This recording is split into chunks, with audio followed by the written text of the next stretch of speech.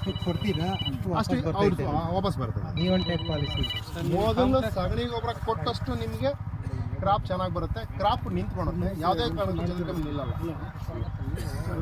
ನಾವು ಟೂರಲ್ಲಿ ಇದ್ದೀವಿ ಸರ್, ಒಂದು 10 ನಿಮಿಷ ಮಾಡ್ತಾರೆ ವಾಪಸ್. Sir ammonium sulphate, super phosphate, potash ಮತ್ತು ಮೆಗ್ನೀಷಿಯಂ ಸಲ್ಫೇಟು, ಇನ್ನು ಜಿಂಕು, ಬೋರಾನು ಸಾಯಿಲ್ ಟೆಸ್ಟ್ ಮಾಡಿ ಏನು ಕಂಡೀಷನ್ಗೆ ಯಾವ ಇದಕ್ಕೆ ಎಷ್ಟು ಐಟಮ್ ಬೇಕು ಅಷ್ಟನ್ನು ರೆಕಮೆಂಡ್ ಏನಿರುತ್ತೆ ವರ್ಷಕ್ಕೊಂದ್ಸರಿ ಸಾಯಿಲ್ ಟೆಸ್ಟ್ ಮಾಡ್ತೀವಿ. ಇಲ್ಲ ಅಂದರೆ ನಮಗೆ ಮೆಲ್ಟ್ ಬರ್ತದೆ.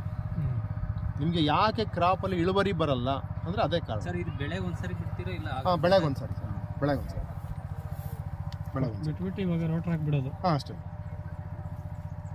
ಎಲ್ಲ ಒಳಗಡೆ ಮುಚ್ಕೊಂಡು ಅದಕ್ಕೆ ನೋಡಿ ಇವೆಲ್ಲ ಬೇರುಗಳು ಬಂದಿರೋದು ಕಾಣ್ತಾ ಇದೆಯಲ್ಲ, ಇದು ಈಗ ಹರ್ಕೊಂಡಿದ್ದು ಬೇರು ಈಗ ಕಾಣ್ತಾ ಇದೆಯಲ್ಲ, ಇದೆಲ್ಲ ಅಲ್ಲಿ ಅಡಿನಿಂದ ಹುಡಿಕೊಂಡ್ಬರ್ತದೆ.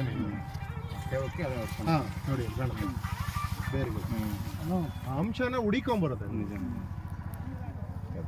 ರೋಟ್ರ್ ಹಾಕಿದ್ರೆ ನುಣ್ಣಗಾಗತ್ತದ, ಇದು ಓದೋದು ಅದು ಓದೋದು ಎಲ್ಲ ಮಿಕ್ಸ್ ಆಗ್ತದೆ. ಇದೂ ಒಂಥರ ಗೊಬ್ಬರ ಹಾಕ್ದಂಗೆ ಕಳೆನು.